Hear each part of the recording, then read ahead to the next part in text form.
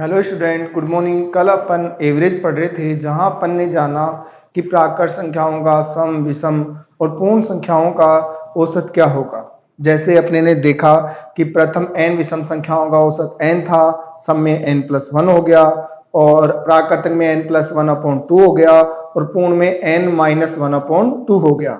जैसे अगर कहा जाता प्रथम 19 विषम संख्याओं का औसत कितना होगा तो 19 है। प्रथम 19 सम संख्याओं का औसत कितना होगा तो 20 है।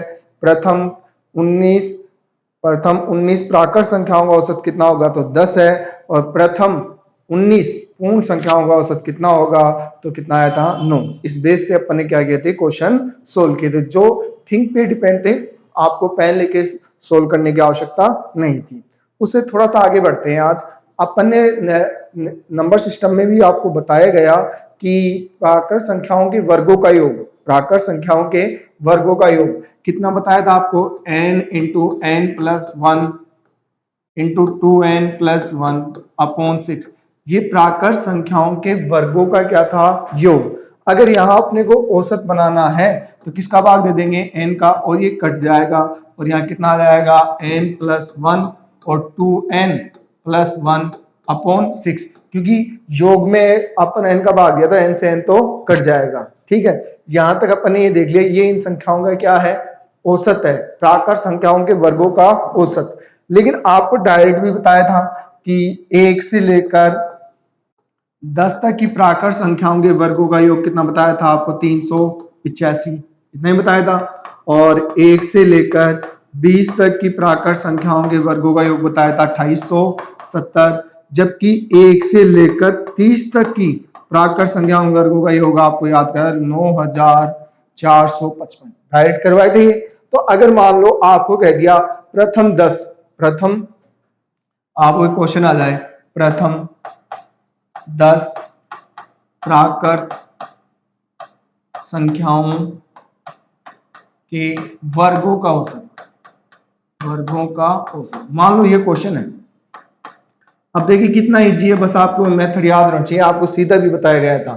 तो 10 तक कितना है, 385 संख्याओं का योग होता है। कितना होता है, 385 होता है योग। अब ये 10 प्राकृत संख्याओं के वर्गों का योग है, तो इसमें औसत बनाने के लिए कितने का भाग दे देंगे, 10 का ही, तो कितना हो जाएगा 38.5। ये लो, यही आंसर है। अगर 20 तक बोलता तो 2870 में कितने का भाग दे देते अपन, 20 का। अगर 30 तक बोलता तो 9455 में कितने का भाग देते, 30 का।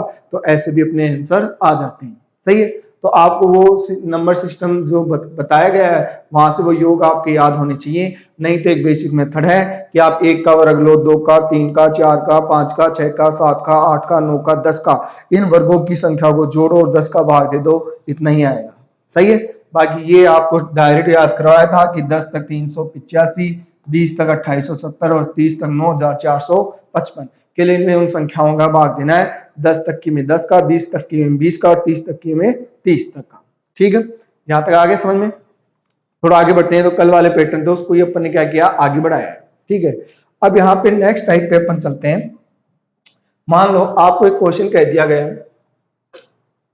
एक क्वेश्चन आ जाए आपके पास कि यदि यदि 8 लगातार क्रमगत संख्याओं का औसत x है। कितना है, x है। यदि इनमें अगली तीन संख्याएं और शामिल कर ली जाएंगी, और शामिल कर ली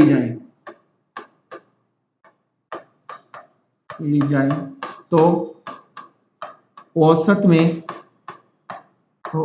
में कितनी वृद्धि होगी।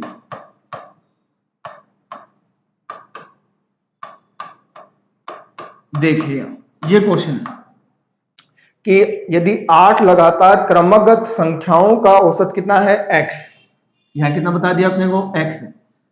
यदि इनमें अगली 3 संख्याएं और शामिल कर ली जाएं तो औसत में कितनी वृद्धि होगी, यानी पहले जो है औसत था अपना x, अब इसमें कितनी वृद्धि हो जाएगी।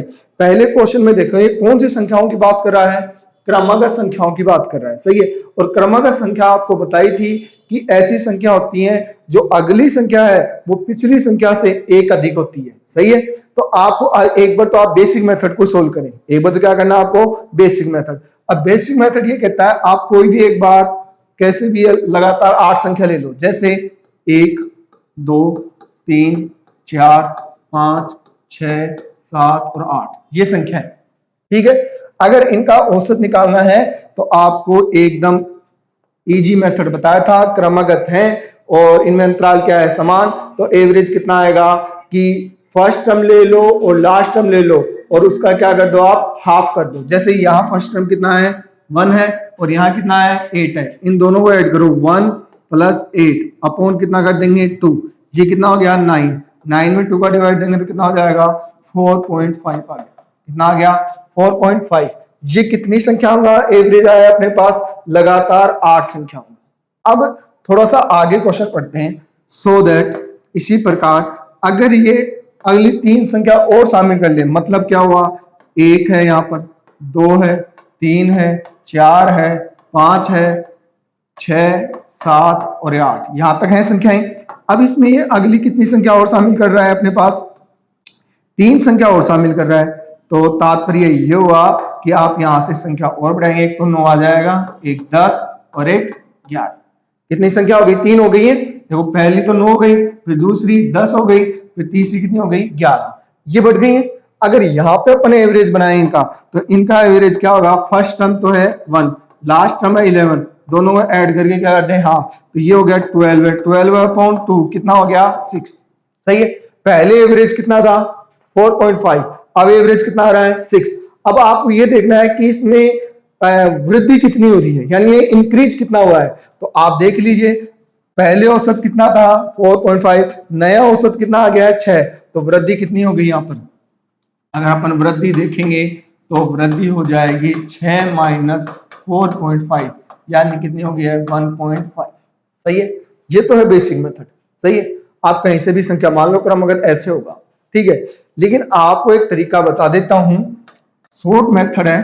क्या मेथड है, याद रखना यदि क्रमागत संख्या दे रखी है, क्रमागत संख्या दे रखी है, उनका एवरेज कुछ भी है, उनका एवरेज कुछ भी है और आपको कहीं इसमें इतनी संख्या शामिल की है तो वृद्धि कितनी होगी या नया औसत कितना होगा।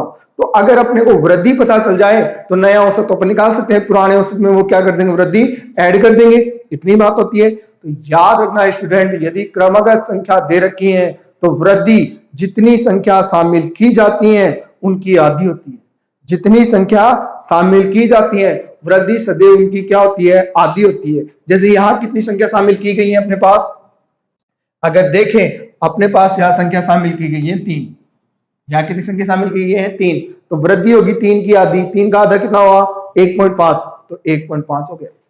समझ गए, आ गए समझ में यहाँ तक। देख लीजिए आप कि अगर वृद्धि जितनी संख्या शामिल की जाती है वृद्धि सदैव उतनी उसकी क्या होगी, आधी होगी। मान लो आपको कह दिया गया यदि क्रमागत 9 संख्याओं का, क्रमागत 9 संख्याओं का एवरेज, 9 संख्याओं का एवरेज m है, यदि इसमें अगली 5 संख्या शामिल कर ली जाए तो औसत में वृद्धि कितनी होगी, औसत में वृद्धि कितनी होगी, तो वृद्धि होगी जितनी संख्या शामिल की गई है उसकी आधी। तो यहाँ वृद्धि कितनी हो जाएगी, 5 संख्या शामिल की है तो 5 का आधा कर दो, कितना हो जाएगा 2.5, सही है। अब आप देख सकते हैं पहले m था, कितना हो गया, अब वृद्धि हो गई है 2.5। अगर आपको पूछ लिया बताओ नया औसत कितना होगा, तो नया औसत हो जाएगा अपने पास क्या, पहले तो था m, अब उसमें ऐड कर दो 2.5, यानी अपने हो गया m + 5/2। आप ऐसे कह दो चाहे, सही है। अगर मान लो आपको कह देता लगातार 11 क्रमागत संख्याओं का एवरेज, लगातार 11 क्रमागत संख्याओं का एवरेज 7 है, कितना है 7, यदि इसमें अगली 4 संख्या और शामिल कर ली जाए, यदि इसमें अगली 4 संख्या और शामिल कर ली जाए तो औसत में कितनी वृद्धि होगी और नया औसत क्या होगा। तो वृद्धि तो कितनी होगी, कितनी संख्या शामिल की है 4, तो वृद्धि 4 की आधी हो जाएगी। वृद्धि कितनी हो जाएगी? 4 की आधी। 4 का आधा कितना हो गया? 2। सही है। अगर आपको पूछे नया औसत कितना है, तो नया औसत हो जाएगा, पहले औसत कितना था? 7, और 7 में जोड़ दो 2, कितने ऐड करें? 7 में जोड़ देंगे अपन 2, तो कितना हो जाएगा नया औसत? 9 हो जाएगा ये। सही है। अगर आपको कह दे क्रमगत 18 संख्याओं का औसत 9 था, क्रमगत 18 संख्याओं का औसत 9 था, यदि अगली 6 संख्या संग मिलकर ली जाए तो वृद्धि कितनी होगी? 6 की है तो 6 के आधा कितना हो गया? 3, तो वृद्धि हो गई 3। अगर नया औसत पूछता तो कितना था अपने पास? 9 था, तो 9 3 12 हो जाएगा। सही है। तो वृद्धि सदैव उन संख्याओं की क्या होती है? आधी होती है।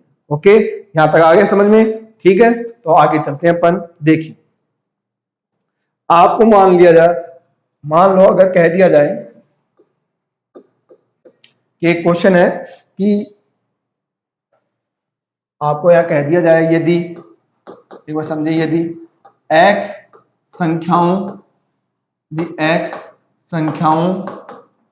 का औसत y है, x संख्याओं का औसत क्या है? y, तथा y संख्याओं का औसत x, मान लो ये पैटर्न,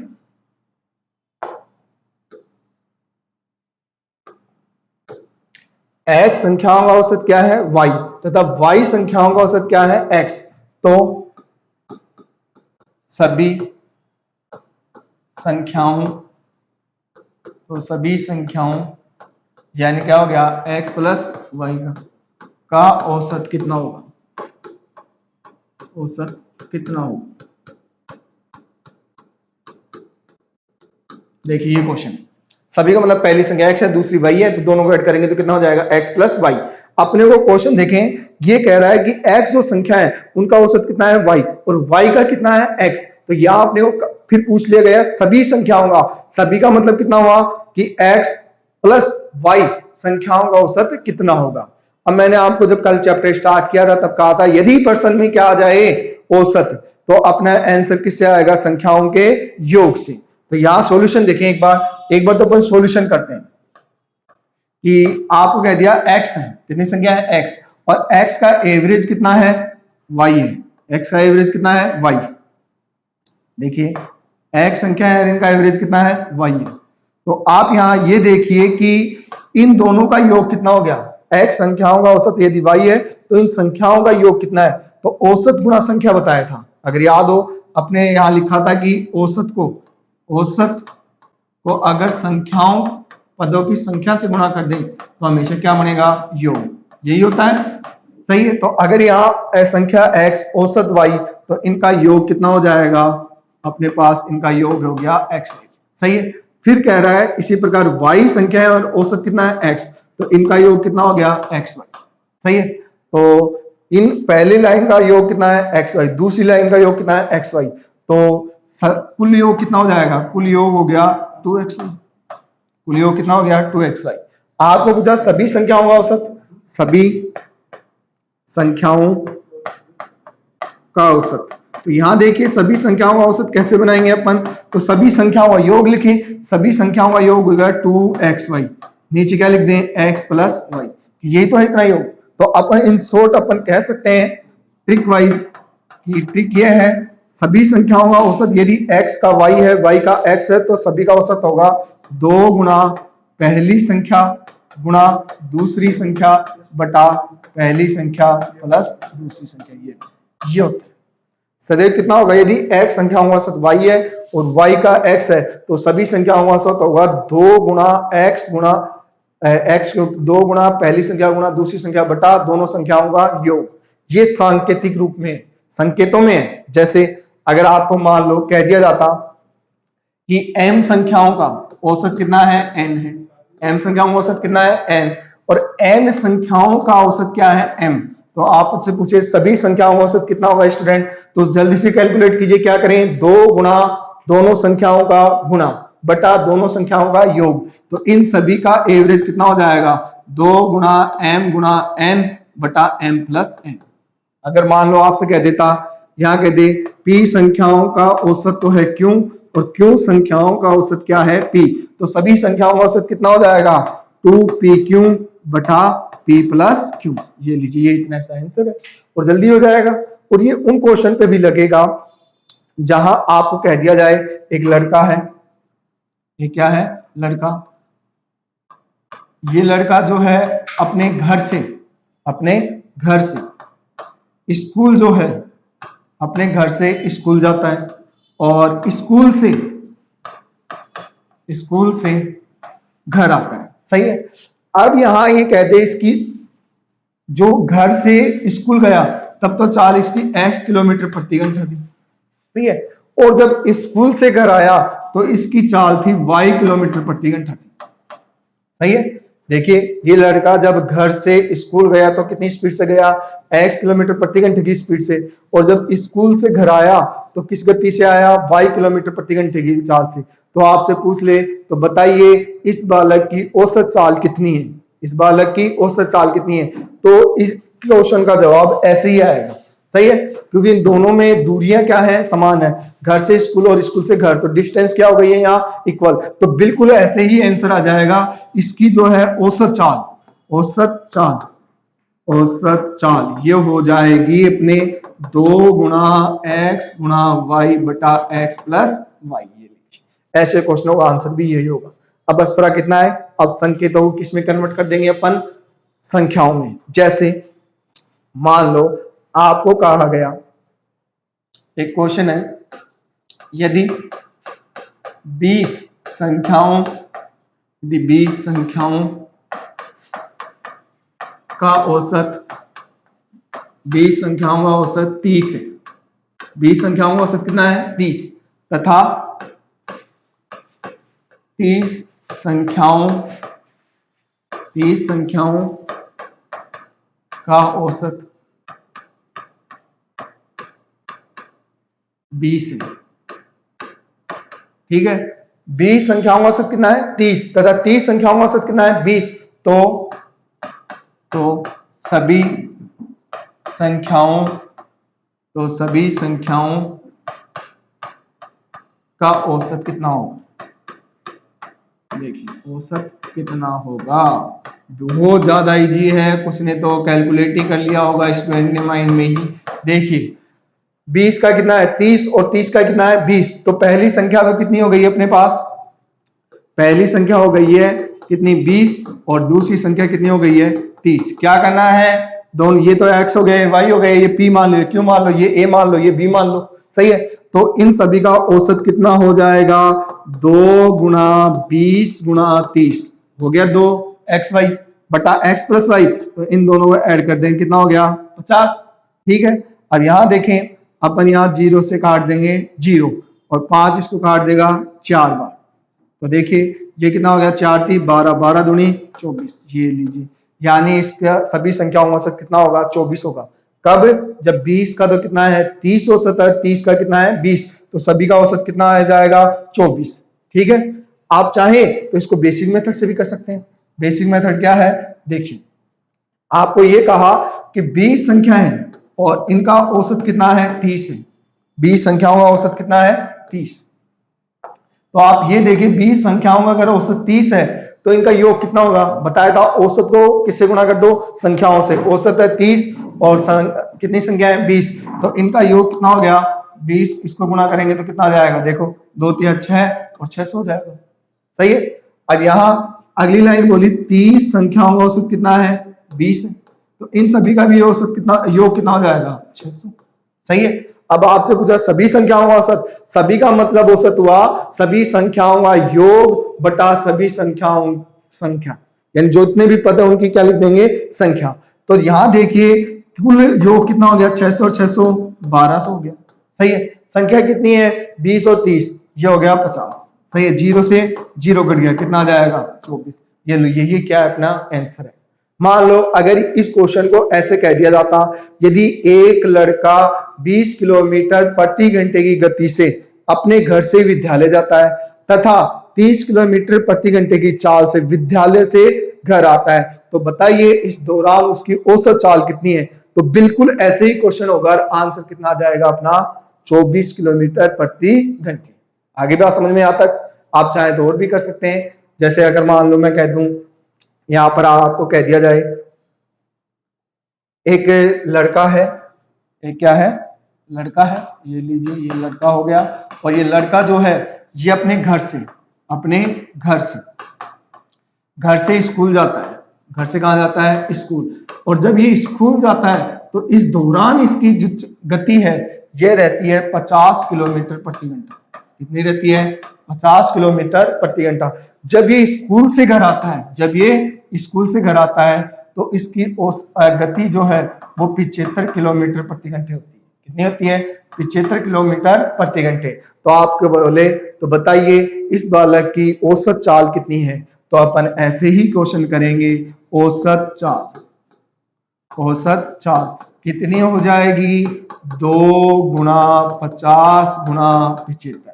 ठीक है, अब इन दोनों को जोड़ देंगे अपन तो कितना हो जाएगा, ये 125। ठीक है, और इसको 16 आउट कर लेंगे तो आ जाएगा 60 किलोमीटर प्रति घंटा। ये लो, यही सही है। आप चाहें तो इसको ये भी कह सकते हैं कि आपको कह देता 50 संख्याओं का औसत 75 है और 75 संख्याओं का औसत 50 है, तो सभी का औसत कितना होगा, 60। बस ये दोनों प्रकार के क्वेश्चन में ये काम में आता है। आ रही है यहां तक बात समझ में? आपको लग रहा होगा कि बहुत ज्यादा इजी है, लग ही नहीं रहा है ये चैप्टर है इजी। अगर आप जो पढ़ाया जा रहा है उसको ध्यान दें तो आपके लिए चैप्टर बहुत ज्यादा इजी है।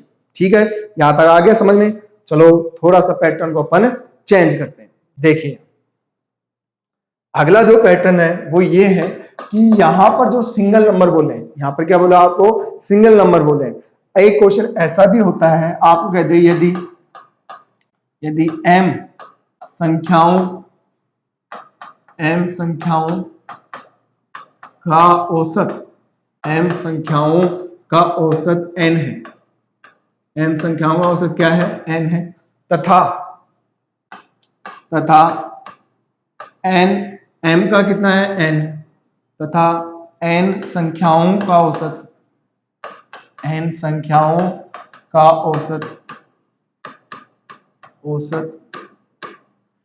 m है, तो सभी संख्याओं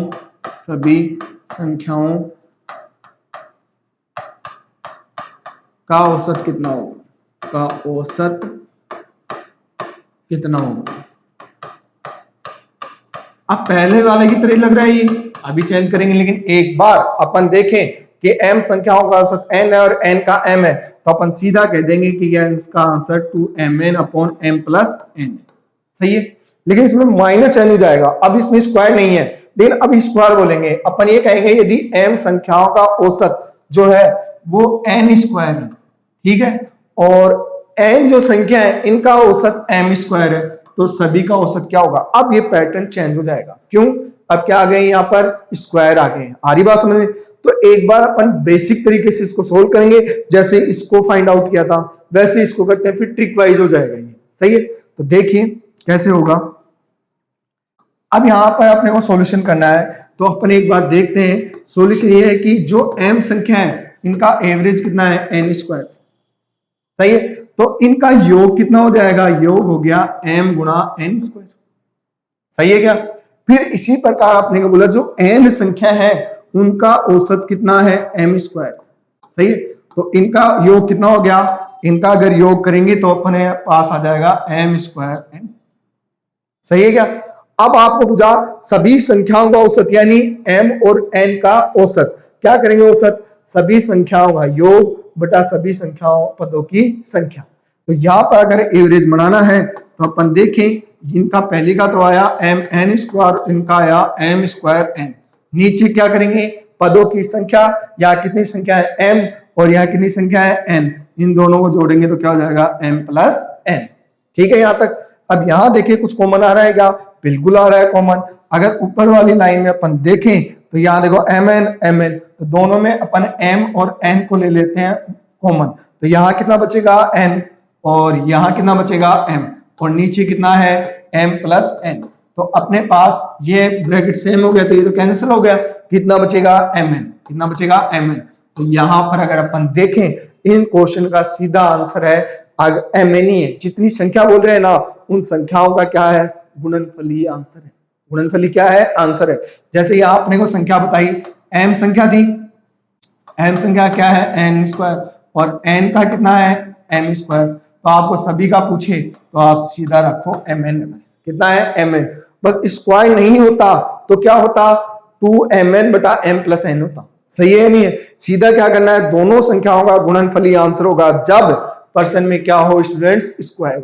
आ रही है समझ में। जैसे अगर मान लो इस क्वेश्चन को थोड़ा सा चेंज करके आपको बोला जाए कि आपको कह दिया जाए कि x संख्याओं का औसत y स्क्वायर है, x संख्याओं का औसत क्या है y स्क्वायर और y संख्याओं का औसत x स्क्वायर है। तो बताइए सभी संख्याओं का औसत कितना होगा।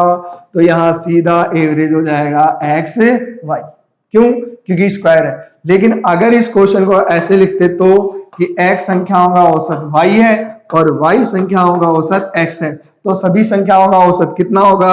अब क्या हो जाएगा, अब स्क्वायर नहीं है ना तो लिखेंगे 2 इंटू एक्स वाई बटा एक्स प्लस वाई। ये लो यही आंसर। सही है नहीं। अगर मान लो आपको कह दिया जाए यदि p संख्याओं का औसत q है और q संख्याओं का औसत p है तो सभी संख्याओं का औसत कितना होगा। अब स्क्वायर नहीं है ना तो क्या लिखेंगे 2pq बटा p प्लस q। सही है इतनी बात। लेकिन अगर थोड़ा सा चेंज करके अगर यहाँ स्क्वायर लगा दे अपन, जैसे p संख्याओं का औसत कह दे q स्क्वायर और q संख्याओं का औसत कह दे p स्क्वायर। अब चेंज हो गया थोड़ा सा, क्या गया है स्क्वायर, तो कितना एवरेज हो जाएगा स्टूडेंट्स दोनों संख्याओं का गुणनफल यानी p इंटू q। ये लो बहुत ही सही है। आ गई है यहाँ तक बात समझ में। थोड़ा सा नेक्स्ट टाइप की तरफ अपन चलते हैं। बहुत ही इजी है, बस आपको ये मेथड क्या रखने हैं याद। कोई डरने की बात है नहीं हो तो सीधा बेसिक तरीके से निकाल सकते हैं आप कि अगर औसत दे रखा है तो आंसर किससे आएगा संख्याओं के योग से। ठीक है, तो देखिए अगले पैटर्न की तरफ अपन चलते हैं। तो अगला पैटर्न देखिए क्या है। मान लीजिए आपको कह दिया जाए एक क्वेश्चन, यहां कहा गया पांच लगातार सम संख्याओं का औसत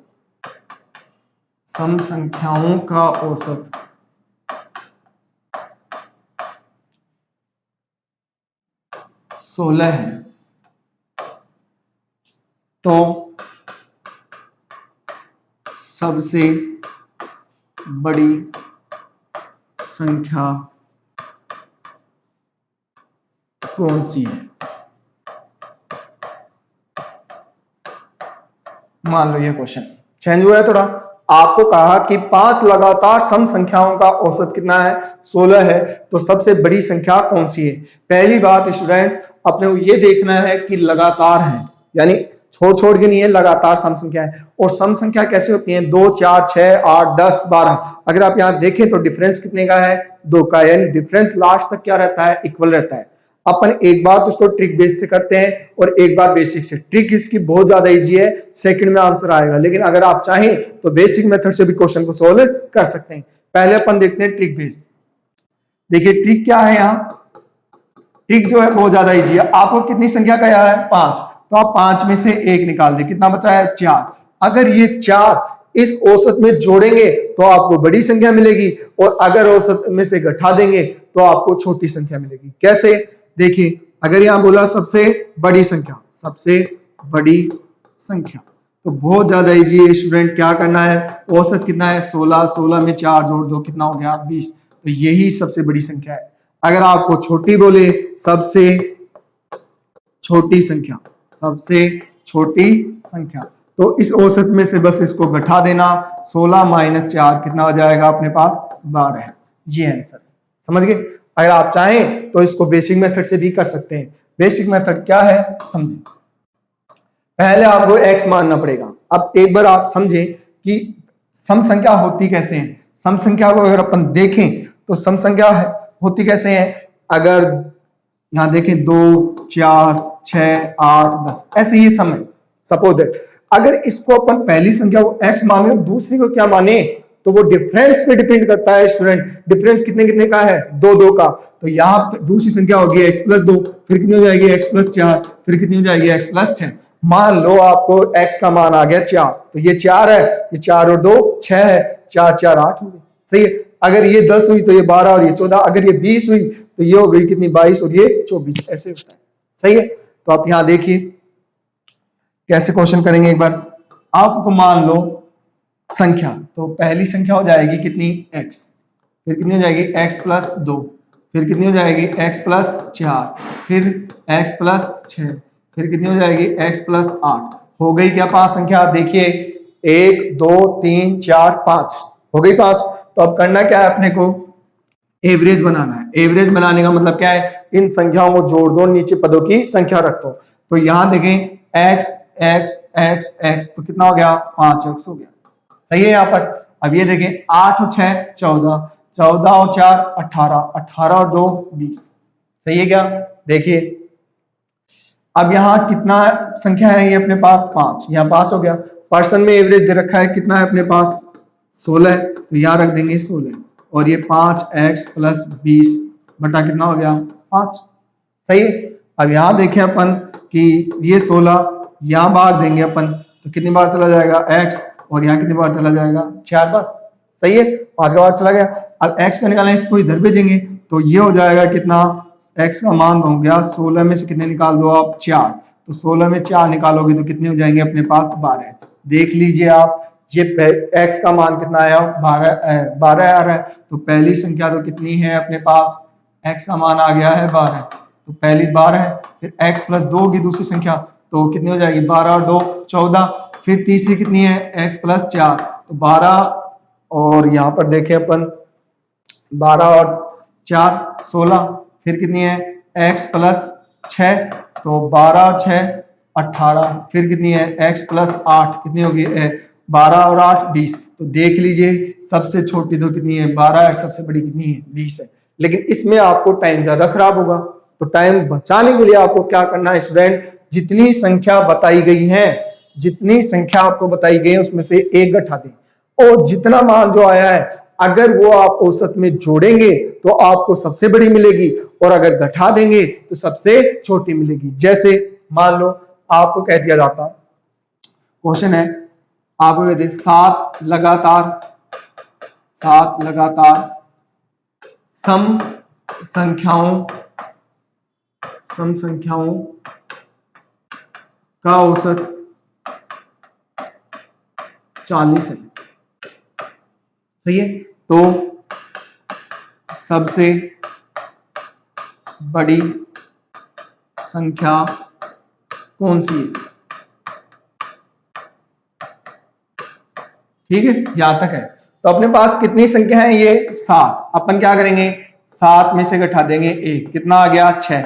अगर ये मान आप औसत में जोड़ोगे तो सबसे बड़ी मिलेगी, और घटा दोगे तो सबसे छोटी। अगर आपको सबसे बड़ी संख्या पहचाननी है तो सबसे बड़ी संख्या इजी मेथड है स्टूडेंट्स, क्या करेंगे, औसत है 40, 6 जोड़ दो कितना हो गया 46। अगर आपको बोले सबसे छोटी संख्या, तो सबसे छोटी संख्या कितनी हो जाएगी, यहाँ पर आपको करना क्या है 40 में से कितना निकाल देंगे यहाँ पर 6, तो कितना आ जाएगा 34, यही आंसर है। ये लो, अगर मान लो यहाँ पर आपको कह देता इस 40 की जगह आपको कह देता 50 है, कितना है 50, तो सीधा क्या करते, ये 7 में से गया 6, तो सबसे बड़ी 56, और सबसे छोटी कितनी हो जाएगी 50 में से 6 निकाल देंगे 44, समझ रहे हैं। अगर आपको कह दे लगातार 11 सम संख्याओं का औसत, लगातार 11 सम संख्याओं का औसत 50 है, कितना है 50, तो सबसे बड़ी संख्या कौन सी है और सबसे छोटी कौन सी है, 11 में घटाएंगे कितना आ गया 10, तो सबसे बड़ी कितनी हो गई 60 और सबसे छोटी 40, यही क्या है अपने आंसर है। आगे बात समझ में नहीं हो तो आप बेसिक मेथड से भी इसको सोल्व कर सकते हैं, जैसे अभी सोल्व किया था एक्स मान के करना है, लेकिन कितनी संख्या मानेंगे 11 संख्या, तो मेथड क्या है लेंथ ही है। इससे बचने के लिए आप इस मेथड को उपयोग में ला सकते हैं, और यूजफुल है स्टूडेंट्स, ये डरने की जरूरत नहीं है, हर जगह अप्लाई होगा, तर्कपूर्ण है, सही है। चलिए नेक्स्ट पैटर्न की तरफ चलते हैं अपन। मान लो आपको कह दिया गया आपको कह दिया जाए यहाँ पर 5 लगातार विषम संख्याओं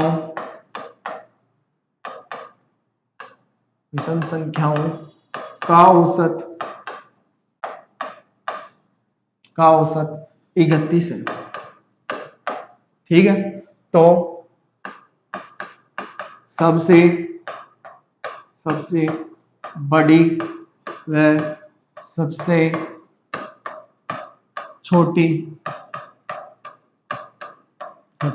व सबसे छोटी संख्या कौन सी है? मान लो ये क्वेश्चन है। अभी जो क्वेश्चन किया अपन ने किस पे किया? सम संख्याओं पर। अब किस पे कर रहे हैं? विषम। सम तो अपने पास कैसे चल रही थी? 2, 4, 6, 8 ऐसे चल रही है, सही है। जबकि अपन विषम की बात करेंगे तो ये कैसे चलेंगी? 1, 3, 5, 7, 9 ऐसे चलेंगी, सही है। यहाँ पर अपन ने पहली संख्या जो मानी थी वो x मानी, फिर x + 2, फिर x + 4, फिर x + 6, x + 8। क्यों? क्योंकि इस डिफरेंस से पता चल रहा है कि अगली संख्या इसके अंतराल पे डिपेंड करेगी। ऐसे ही यहाँ पहली संख्या x मानेंगे तो दूसरी कितनी होगी? x + 2 ही होगी, फिर x + 4, फिर x + 6। ऐसा सेम ही आएगा। क्यों? क्योंकि यहाँ डिफरेंस कितना है? 2 का ही है। आ रही है बात समझ में? यहाँ तक 2 का है ना, तो पैटर्न भी सेम है। जब यहां तक मानना सेम है तो वो तरीका भी सेम है। अब आपको वैसे ही क्वेश्चन करना है बस। देखिए यहाँ कितनी संख्या कही गई है? 5 में से कितना निकाल देंगे? 1। कितना बचा? 4। अगर आपको सबसे बड़ी संख्या निकालनी है, सबसे बड़ी संख्या, तो आपको कुछ नहीं करना, बिल्कुल वैसा ही मेथड है। कितना है? 31। 31 में से निकाल देंगे 4 और जोड़ देंगे। सॉरी, क्यों बड़ी पूछ रहा है ना, तो 31 और 4 35। तो सबसे बड़ी संख्या कौन सी है? 35। और सबसे छोटी संख्या अगर पूछता, सबसे छोटी संख्या, तो बिल्कुल ऐसे ही है। बस आप कितना रखा दो यहाँ पर? 4। तो कितना आ जाएगा? 27 ही आंसर है। हो दीजिए, बिल्कुल वैसे ही होगा। क्यों हो रहा है वैसा? क्यों जब अपन अज्यूम करते हैं नंबर्स को x के द्वारा तो डिफरेंस के बेस से ये इक्वल चलते हैं, सही है। तो ऐसे दोनों क्वेश्चन सोल्व किए जा सकते हैं, चाहे सम हो चाहे विषम। तो आज अपन ने देखा कि अगर लगातार संख्या है उसमें अगली संख्या शामिल की जाए तो वृद्धि से उनकी क्या होगी? आधी होगी। फिर अपन ने देखा x संख्याओं का औसत y है, y का x है, तो सभी संख्याओं का औसत कितना होगा? 2xy बटा x प्लस वाई। फिर यहाँ अपन ने थोड़ा सा चेंज किया, x का बताया y स्क्वायर, y का बताया x स्क्वायर, तो सभी का औसत कितना हो गया? xy। फिर अपन ने नेक्स्ट सोल्व किया कि सम और विषम संख्याओं पर लगातार चल रही है, तो आपको क्या करना है? जितनी संख्या दे रखी है उसमें से एक घटाएं। अगर वो घटाने के बाद में जो मान है, अगर वो दिए गए पर्सन में औसत में जोड़ देंगे तो सबसे बड़ी संख्या प्राप्त होगी, और अगर औसत में घटा देंगे तो सबसे छोटी, चाहे सम पे पूछे और चाहे विषम पर। ये आज का पैटर्न था। यहाँ तक आशा करते हैं आपको समझ में आया होगा। अगर आपको वीडियो समझ में आ रहे हैं तो वीडियो को लाइक करें और शेयर करें और चैनल को सब्सक्राइब करना न भूलें। थैंक यू, धन्यवाद।